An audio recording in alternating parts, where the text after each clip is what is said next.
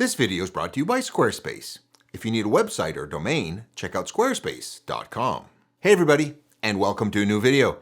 Do you find that the trend of artificial intelligence in photography seems to be taking photography the wrong way these days? AI, deepfakes, and the relative open nature of sharing images on social media are all influencing photography, but for good or for ill. In this video, I'm going to go over the big impacts that AI is having on today's photography, how it's impacting you, the photographer, and more importantly, what we can do about it. If you stay till the end, I'll share my number one tip that I am using personally to keep me relevant in these days of AI. My name is Simon d'Entremont, and I'm a professional nature and wildlife photographer living in Eastern Canada. I make weekly videos giving you photo tips or taking you behind the scenes for nature photography. Subscribe if you want to see more. Try to open up your mind sometimes. You'll be just fine. Let's face it, when we look around, photography is changing, and quickly at that.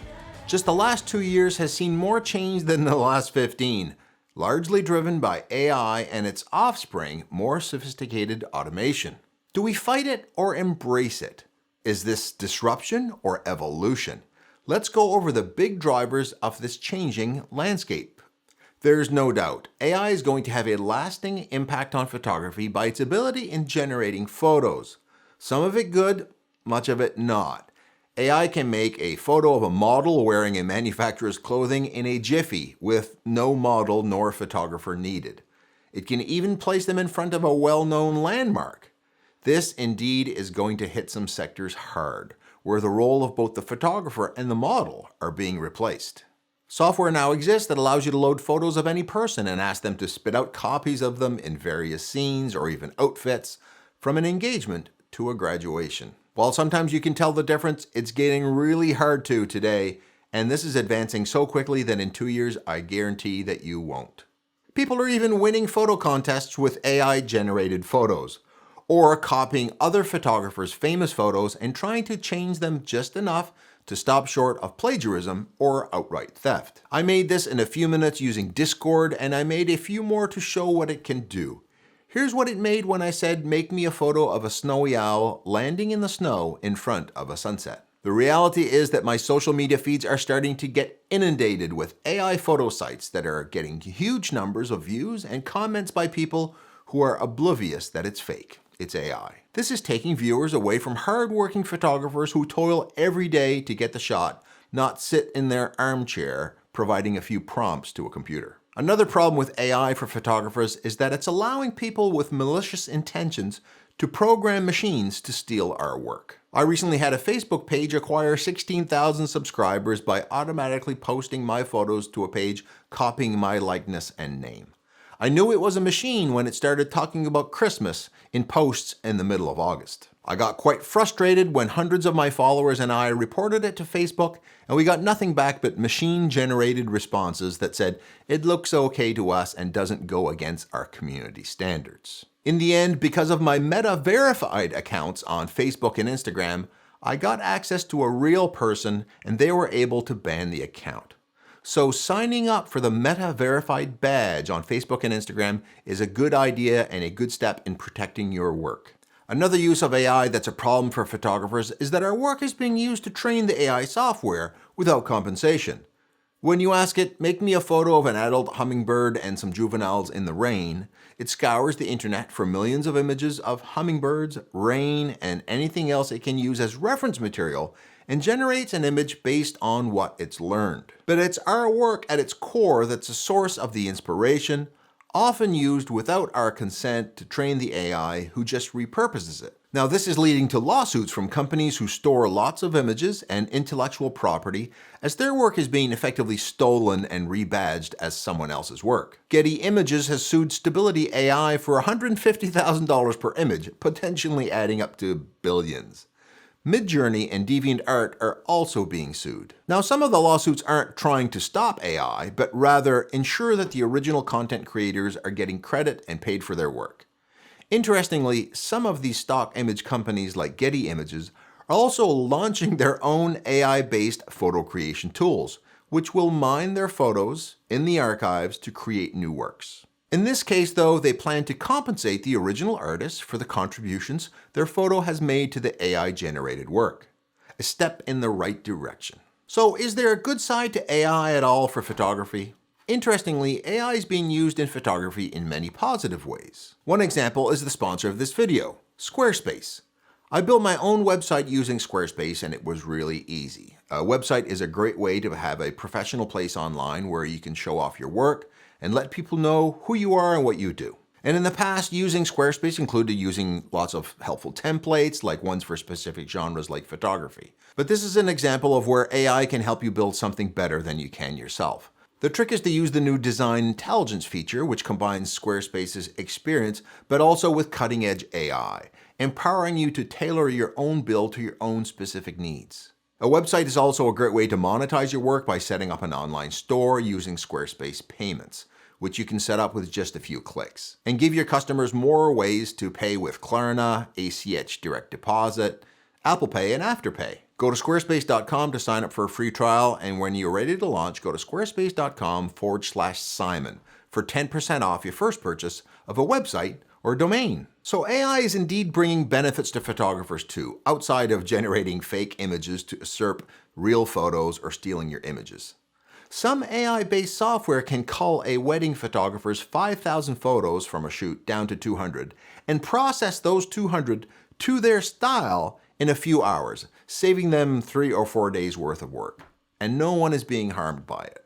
There's also noise reduction software that's allowing people to rescue old family photos taken in tough conditions like really low light. For people who can't afford the most expensive gear like fast lenses and have to make do in tough photography situations like low light and fast action, this is allowing them to enjoy photography like never before. Some features in programs like Lightroom are saving photographers hours in processing, like the feature to select subject, allowing you to process the subject independently. This has been done in Photoshop for years using masks that took, in some cases, hours to do. This automation process is a great feature for many photographers. So where do we go from here? First, we need good protections from people stealing images using AI, preserving the ownership and copyright of the original photographer. Now, luckily, you can't copyright AI images. Copyright only applies to photos made largely by people. So this is good as we have ways of protecting our work and AI-generated copies can't be similarly protected. That being said, copyright needs to be defended, and defending your own ownership of stolen intellectual property is hard and expensive work. And we clearly need more than a watermark. By the way, the copyright sign is no longer needed in most countries since the adoption of what's known as the Berne Convention, an international treaty where countries agree to recognize the protection of works from domestic artists as well as member countries. The copyright logo is largely symbolic at this point, giving a heads up to others saying, hey, this is mine. When it comes to protection from AI copying, researchers at MIT developed something called PhotoGuard. What it does is it makes subtle changes to your photo, imperceptible changes from the background, which you can't see, but designed to fool AI models' ability to figure out what the image is and recreate it. A University of Chicago team led by Ben Zhao and Sean Shan has also created something called Glaze, which will similarly add what it calls a cloak to your image, shielding it from theft by AI-based software looking to steal your image idea or details. This will what they call protect human creatives against the invasive use of generative artificial intelligence, or Gen AI. I'll put a link to Glaze below. I'm super happy these are being developed and fully expect that more of these will arrive soon to combat image stealing by AI. Now, in terms of transparency, Microsoft is also adding functionality to Copilot, its AI-powered digital assistant, that will allow you to opt out of using your data and content like images from being used to train AI. This type of option and transparency is a great addition and needs to be adopted more broadly. Secondly, we need better disclosure of AI-created images on social media or other uses so people know what they're looking at, or a mechanism for genuine images that places them in a special category of real. If you want to look at digitally made images all day, go ahead, but do it knowing that it's not the genuine work of photographers. Instagram has instituted AI disclosure of AI-made images, but it's only guessing or relying on disclosure. And it's far from perfect. It's even labeled some of my images as AI, even though there was none involved. Now, camera manufacturers like Canon and Nikon, or technology companies like NVIDIA and other partners like broadcasters are looking at verification technology that can embed digital signatures of authenticity into images, as well as web tools to check the authenticity of images on the internet. This is called the Content Authenticity Initiative and includes the Verify tool, allowing you to drop in photos to check its content credentials, or what's been done to the image over time. Let's face it, with the speed at which AI is changing and the ever-problematic speed at which bad actors can turn a good thing or technology into nefarious purposes, this is a challenging area. But with all the effort that's going into tackling these problems, I'm actually getting slightly more hopeful, not less, that efforts for authentication and detection and protection will be developed to help protect photographers, educate users, and make sure content creators get their credit, both financial and otherwise, and that we're going to wrestle this one, at least partly, to the ground. Now, can we put the genie back into the bottle? Is everything AI related going to go away? I don't think so. Can we stop someone from stealing your photos or likeness to be used as a model? I think we can. Can we stop someone from using your clothing line photo to put on an AI-generated model to sell copies of the clothing without compensating the original designer and photographer? Maybe. Can we stop a clothing manufacturer from legally making a photo of a generic person wearing their clothing rather than hiring a photographer and a model for the photo shoot? I'm not sure we can. As such, we may not be able to roll back the clock on some of the changes that AI is bringing to the photography community. But do we just lay around and wait for this to happen and not do anything about it? Or wait for someone else to solve it? I don't think so. We need to play our part in defending our work and planning for an AI future. And that's where my bonus tip comes in. That's how to stay relevant in this computer-generated image world. The answer is story and personal brand. We need to differentiate our work from what machines will deliver. It's time to add more narrative around our photos. How did we capture it? Was it hard? What's the story in the photo? An example is this photo I took of a whale rescue team with a beached pilot whale. They stayed for hours trying to save this whale. The loving, caring hand of the rescue team is part of the story, as is the sad fact that the whale didn't make it. And it's a true story in my home province. The story and the fact that it really happened is something a computer can't reproduce. My best-selling print ever is this one. A pretty picture, yes, but of a famous tree in Nova Scotia where I live, and this real tree was knocked down by a real hurricane, so this photo represents a true story that touched people. And on that last point, don't forget to sell yourself as a brand, not just your photo. People have bought my work, not just because they like the photo, but because it came from me. Include yourself in your marketing and your storytelling. Show them your bruises and hard work in getting the shot. Take photos about things, not just of things.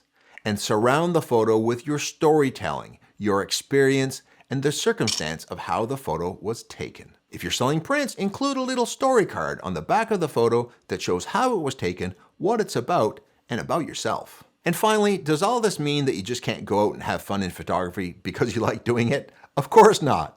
The start of large-scale commercial fishing may have made it harder to make a living catching fish with a fishing rod, but it hasn't stopped people fishing just because they love doing it. If you love the experience of doing photography, just go out and do it. If that talk about taking photos about things rather than of things and taking more impactful photos interests you, I have a whole video on that, which you can see right here.